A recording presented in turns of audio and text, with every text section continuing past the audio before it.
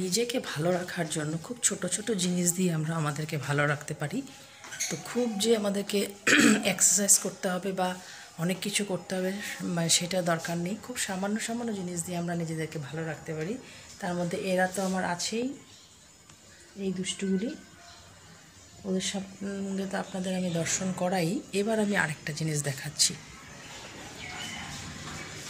এই দেখুন আমার গ্রিন বাগানটা, এখানের মধ্যে আমি আরও অনেক কিছু লাগিয়েছি, হচ্ছে। আমি ছুটির দিনে মোটামুটি আমার ঘন্টা দুয়েক তো যায় এদের পেছনে। তো আমি আপনাদেরকে দেখাচ্ছি কালকে আমি কি করলাম এবং সেটার স্যাটিসফ্যাকশনটা কী সেটাই দেখাচ্ছি। স্যাটিসফ্যাকশন হলো এটা, ছোট্ট একটা গাছ, এটার মধ্যে আজকে সকালে উঠে দেখি ফুলে ভর্তি। এটার যে মানে তৃপ্তি বলে লাভ নেই। আর ওইটা তো এই সিজনের ফার্স্ট ফুল ফুটলো। আর এই একটা গাছ, এটা দুটো কিনেছিলাম, একটা আমার মরে গেছে। তো এই গাছটা আমি দেখুন এই গাছটা আমার একটা পুরনো পিতলের হাঁড়ি ছিল, সেটার উপর প্লেস করেছি। এই গাছটার একটা টেন্ডেন্সি একটু নিচের দিকে ঝুলে যাওয়ার, এটাকে এইভাবে সাজালাম। আরেকজন আমার অপরাজিতা দেখেন কলি এসছে, এটা কিন্তু সাদা অপরাজিতা। আমাদের নিত্য পুজোর জন্য এটা খুবই দরকার হয়। এই ফুলটার নাম আমি জানি না, কিন্তু আমি শিবের মাথায় এই ফুলটা রোজ দিই। আর আজকে সোমবার, আমার এই সাদা ফুলও আছে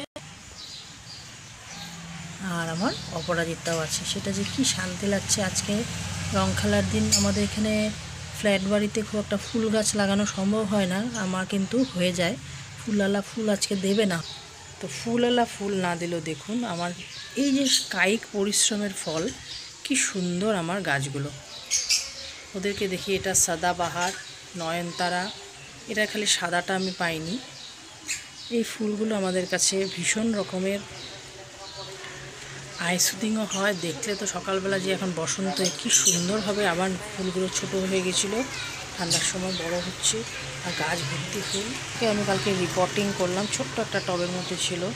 এখানে আবার এই লঙ্কা গাছও উনি উঁকি মারছেন, ছোট্ট একটা লঙ্কা গাছও হয়েছে।